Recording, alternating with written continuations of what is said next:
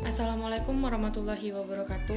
Di sini saya akan menjelaskan kepada teman-teman mengenai Turki Utsmani dan hubungannya dengan Indonesia pada zaman dahulu. Baiklah, perkenalkan nama saya Akila Desi Tafsari Siregar dengan NIM 11820720440. Baiklah, pembahasan yang pertama yaitu sejarah Turki Utsmani. Kekaisaran Turki Utsmani atau Ottoman adalah kerajaan Islam terbesar yang berkuasa antara abad ke-13 hingga abad ke-20. Kekaisaran Islam ini didirikan oleh Osman I pada tahun 1299 dengan ibu kota di Anatolia. Kemudian sempat beberapa kali dipindahkan hingga akhirnya menetap di Konstantinopel atau Istanbul. Selama 6 abad lebih berkuasa, Turki Utsmani diperintah oleh para sultan dari keturunan dinasti Utsmaniyah. Pada tahun 1300 Masehi, bangsa Mongol menyerang kerajaan Saljuk dan Sultan Alauddin gugur, dan dinasti ini terpecah-pecah dalam beberapa dinasti kecil. Dalam kondisi kehancurannya, Utsman pun menyatakan kemerdekaan dan berkuasa secara penuh atas wilayah yang didudukinya. Sejak itulah kerajaan Turki Utsmani dinyatakan berdiri. Secara tidak langsung, mereka mengakui Utsman sebagai penguasa tertinggi dengan gelar Padishah Ali Utsman atau Raja Besar Keluarga Utsman pada tahun 699 Hijriah atau 1300 Masehi. Pada masa Osman I, Osman I adalah pendiri Kekaisaran Turki Utsmani sekaligus bapak dari dinasti Utsmaniyah. Mulanya ia adalah seorang adipati di bawah Kesultanan Saljuk. Setelah Kesultanan Saljuk runtuh, maka Osman I memperoleh kemerdekaannya, hingga akhirnya wilayah berkembang menjadi wilayah kerajaan Islam yang terkuat. Setelah Osman I wafat, maka tahta jatuh ke tangan putranya yang bernama Orhan I. Pada masa pemerintahan Sultan Orhan I, dibangun sistem pertahanan militer yang tangguh di bawah kepemimpinannya. Selanjutnya Mehmed II. Mehmed II adalah Sultan Turki Utsmani ke-7 yang berkuasa antara tahun 1444 sampai 1446 dan 1451 sampai 1481. Ia dikenal atas pencapaiannya dalam menaklukkan Konstantinopel pada 1453 yang sekaligus mengakhiri Kekaisaran Romawi Timur. Sejak saat itu, Konstantinopel dijadikan sebagai ibu kota Kekaisaran Ottoman dan namanya diubah menjadi Istanbul. Selanjutnya pada masa Sulaiman I.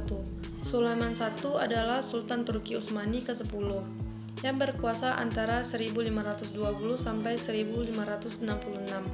Di bawah kekuasaannya, Kekaisaran Ottoman berhasil mencapai puncak kejayaan di bawah pemerintahannya. Armada Ottoman mendominasi laut dari Mediterania ke Laut Merah dan melalui Teluk Persia. Selanjutnya Abdul Hamid II. Abdul Hamid II adalah sultan terakhir yang mempunyai kekuasaan absolut setelah naik tahta pada tahun 1876. Ia mendeklarasikan parlemen konstitusional Utsmaniyah yang pertama. Namun 2 tahun kemudian ia menutup parlemen yang akhirnya memicu banyak pertentangan. Pada periode kekuasaannya, yaitu pada tahun 1876 sampai 1909, di sisi lain Sultan Abdul Hamid II juga melakukan upaya modernisasi Kekaisaran Ottoman dengan melakukan reformasi dalam birokrasi, menjalankan berbagai proyek pembangunan dan pengembangan jalur kereta api. Pembahasan selanjutnya ialah hubungan Turki Utsmani dengan Indonesia. Dapat dilihat dari hubungan Kesultanan Aceh dengan Turki. Kesultanan Aceh Darussalam berdiri sejak abad ke-16 dengan Sultan Ali Muhayyad Shah yang merupakan Sultan pertama Aceh. Kesultanan Turki Utsmani berhubungan diplomatik dengan Kesultanan Aceh bermula pada saat Kesultanan Aceh ingin memperluas daerah kekuasaannya dan meningkatkan perekonomiannya dengan menguasai Selat Malaka. Untuk dapat menguasai daerah tersebut, Aceh bersaing dengan Kesultanan Johor dan Portugis. Pada saat itu, terjadi perselisihan antara Aceh dengan Portugis, seperti perkara politis, persaingan ekonomi, dan agama. Kapal-kapal Aceh melayang menuju Timur Tengah menjadi sasaran serangan dari kapal perang Portugis. Hal inilah yang menjadi latar belakang Kesultanan Aceh mengirim utusan ke Turki untuk meminta bantuan militer pada tahun 1547 di era Sulaiman I.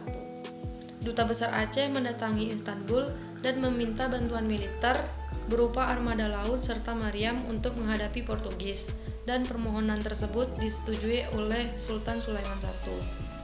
Sejak saat itulah pertalian antara Turki dan Aceh pada abad ke-16 mulai intensif, hingga berlanjut pada era kedua pemerintahan yaitu Sultan Selim II.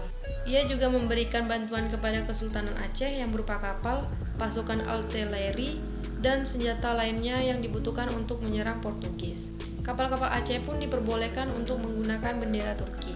Hubungan inilah yang menjadikan Aceh sebagai wilayah protektorat Kesultanan Utsmani hingga abad ke-18 pada bagian dari Kekaisaran Kesultanan Utsmani. Baiklah, sekian penjelasan dari saya. Assalamualaikum warahmatullahi wabarakatuh.